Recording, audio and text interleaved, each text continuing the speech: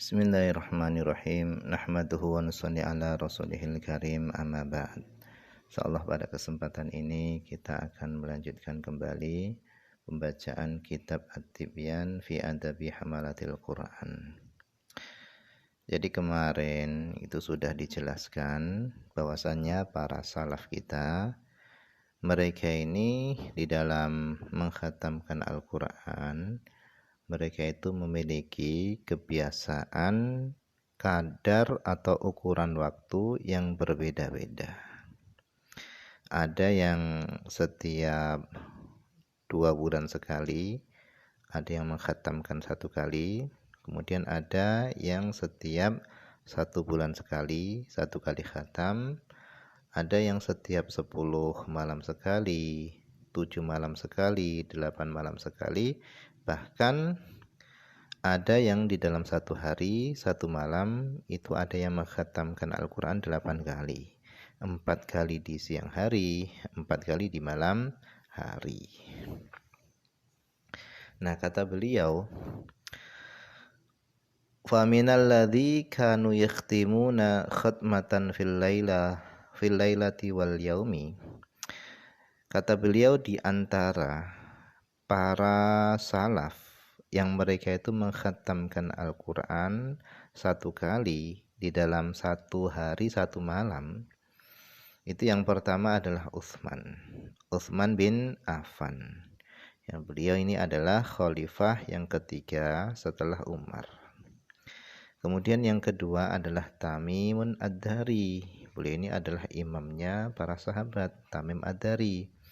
Kemudian Sa'id bin Jubair, kemudian Mujahid ini ahli tafsir, kemudian Syafi'i dan Imam Syafi'i, wa akharun dan yang lain-lainnya, radhiyallahu anhum, semoga Allah meridai mereka. Nah, Imam Syafi'i ini masyhur, terkenal, beliau ini mengkhatamkan Al-Quran 1 hari 1 malam itu 1 kali. Nah, ini di luar bulan Ramadan. Adapun di dalam bulan Ramadan, beliau ini mengkhatamkan Al-Quran ini 1 hari 1 malam itu 2 kali. Jadi luar biasa semangat para salaf dulu, para ulama dulu di dalam mengkhatamkan Al-Quran. Jadi 1 hari bagi mereka itu barokah. Bisa digunakan untuk mengkhatamkan Al-Quran, kemudian bisa digunakan untuk memutolaah kitab, bisa digunakan untuk mengajar, dan juga masih sempat mereka gunakan waktu mereka itu untuk mengarang kitab. Jadi luar biasa. Kemudian wa minal ladzina kanu yakhtimuna 3 khatamat. Dan di antara para salaf yang mereka mengkhatamkan Al-Quran itu 3 kali di dalam 1 hari 1 malam, itu adalah Sulaim bin Itr. Itu Sulaim bin Itr radhiyallahu anhu. Beliau ini adalah qadhi Misr, yaitu qadhi Misr fi khilafati Muawiyah, yaitu pada zaman kekhalifahan yaitu Muawiyah radhiyallahu anhu. Dan beliau ini adalah waqasu ahli Misr, tukang ceritanya penduduk Mesir. Farwa Abu Bakar bin Abi Dawud telah meriwayatkan Abu Bakar bin Abi Dawud annahu, bahasanya beliau, kana yakhtimu fil lailati 3 khatamat, adalah beliau mengkhatamkan Al-Quran di dalam semalam itu 3 kali khataman. Warawa, dan telah meriwayatkan Abu Umar Al-Kindi fi kitabihi, di dalam kitabnya fi Qudati Misr, tentang Qadhi Misr, annahu, bahasanya Sulaim bin Itr tadi, kana yakhtimu fil lailati, adalah beliau mengkhatamkan Al-Quran di dalam 1 malam itu 4 kali khataman.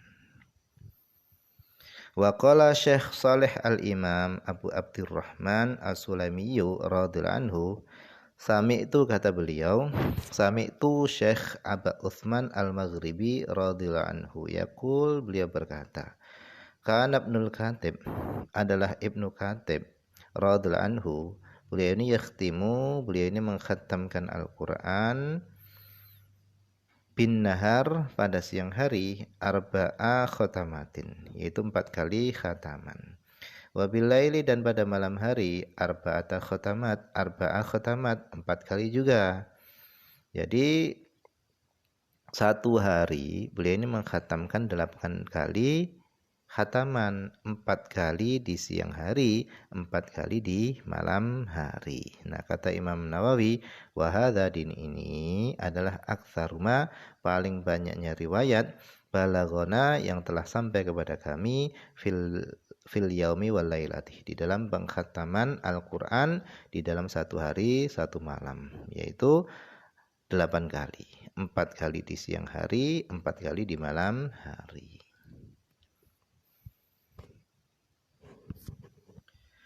Warwa Sayyid Jalil Ahmad At-Tawraqiyu bi isnadihi, dengan sanadnya an Mansur bin Zadan, daripada Mansur bin Zadan, min ubadit tabi'in, dari para ahli ibadahnya, para tabi'in, radhiyallahu anhum, semoga Allah meridai mereka semuanya, annahu, bahasanya Mansur bin Zadan, kana yakhtimul Qur'an, adalah beliau ini mengkhatamkan Al-Qur'an fima bainadz zuhri wal asri, yaitu pada waktu antara zuhur dan asar.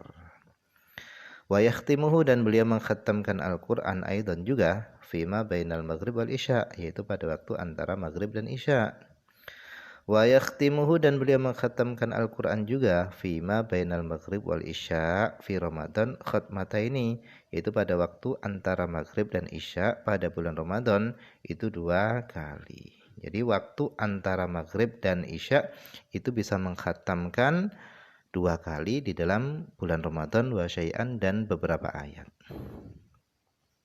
Wa kanu, dan adalah mereka para tabi'in, mereka ini yuakhirunal isya fi Ramadan ila ayam dia rubu'ul laili, dan adalah mereka para tabi'in, mereka itu mengakhirkan sholat isya fi Ramadan pada bulan Ramadan, ila, sampai ayam dia rubu'ul laili, sampai lewat 1/4 malam.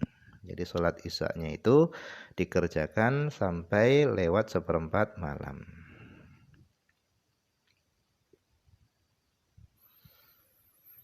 Warwa, dan telah meriwayatkan Ibnu Abi Dawud bi isnadihi, dengan sanadnya as-sahih, yang sahih, anna Mujahidan, adalah Mujahid, ini ahli tafsir, beliau ini kana yakhtimul Qur'an fi Ramadan, adalah beliau mengkhatamkan Al-Qur'an di dalam bulan Ramadan fima bainal maghrib wal isya, yaitu pada waktu antara maghrib dan isya.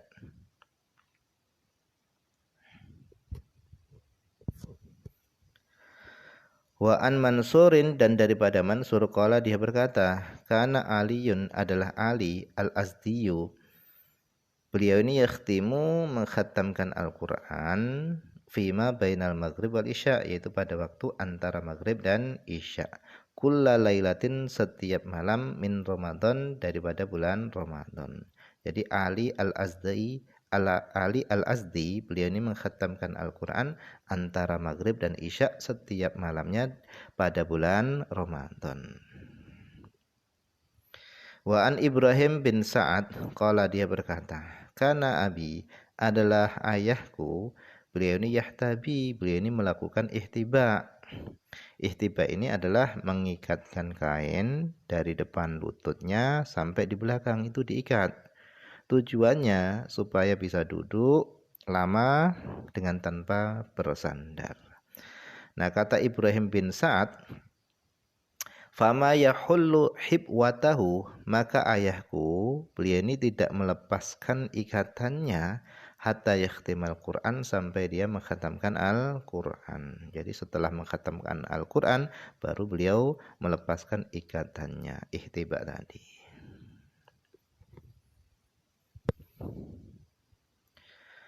Wa ammal ladzina khatamul Qur'ana fi rak'atin, adapun orang-orang yang mereka itu mengkhatamkan Al-Qur'an di dalam satu rakaat, fala yuhsauna, maka mereka enggak bisa terhitung. Kenapa? Likathratihim, karena banyaknya mereka. Faminal mutaqaddimin, maka di antara orang-orang dahulu adalah Utsman bin Affan. Jadi luar biasa. Utsman bin Affan ini biasa mengkhatamkan Al-Qur'an di dalam satu rakaat. Kemudian wa Tamim Ad-Dari, beliau juga. Wa Sa'id bin Jubair, dan adalah Sa'id bin Jubair khatamahu, beliau mengkhatamkan Al-Qur'an fi rakaatin, di dalam satu rakaat, fil Ka'bati, di dalam Ka'bah. Wa ammal ladzina khatamu fil usbu'i marratan, adapun orang-orang yang mereka mengkhatamkan Al-Qur'an di dalam satu minggu sekali, itu adalah fakathirun, mereka itu banyak. Nukila an Utsman bin Affan, telah dinukil daripada Utsman bin Affan, wa Abdurrahman bin Mas'ud, dan daripada Abdurrahman, wa Abdullah bin Mas'ud, dan daripada Abdullah bin Mas'ud, wa Zaid bin Thabit, wa Ubay bin Ka'ab radhiyallahu anhum, wa an jama'atin, dan daripada sekelompok jamaah minat tabi'in, daripada tabi'in, ka Abdurrahman bin Yazid, wa Alqamah, wa Ibrahim rahimahumullahu ta'ala. Semoga Allah merahmati mereka semuanya. Jadi mereka ini semua adalah orang-orang yang mengkhatamkan Al-Quran satu minggu sekali. Jadi luar biasa semangat mereka di dalam mengkhatamkan Al-Quran.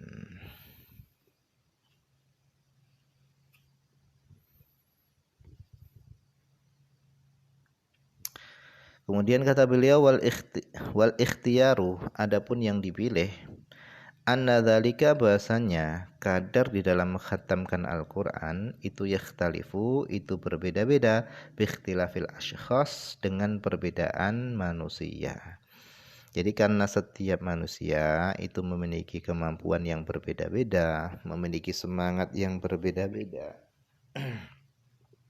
kemudian memiliki kelonggaran waktu yang berbeda-beda, sehingga kadar mereka di dalam mengkhatamkan Al-Quran itu juga berbeda-beda.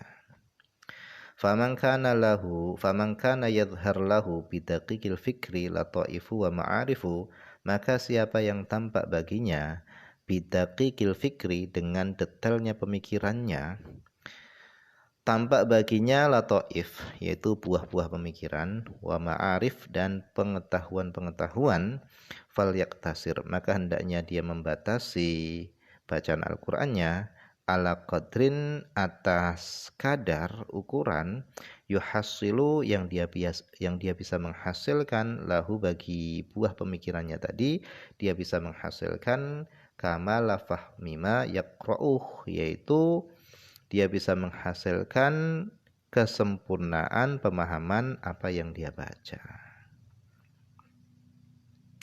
Jadi bagi orang yang dengan detailnya pemikirannya, dengan kecerdasannya, dia bisa menyingkap kandungan ayat Al-Quran yang dia baca, maka hendaknya dia batasi bacaan Al-Qur'annya sebatas dia bisa menghasilkan kesempurnaan pemahaman ayat yang dia baca. Jadi nggak perlu banyak-banyak. Jadi di dalam membaca Al-Quran itu sesuai dengan kondisinya orang masing-masing. Hal itu antara setiap orang itu berbeda-beda. Nah, mungkin ini saja dulu yang bisa dibaca pada kesempatan ini. Semoga ada manfaatnya.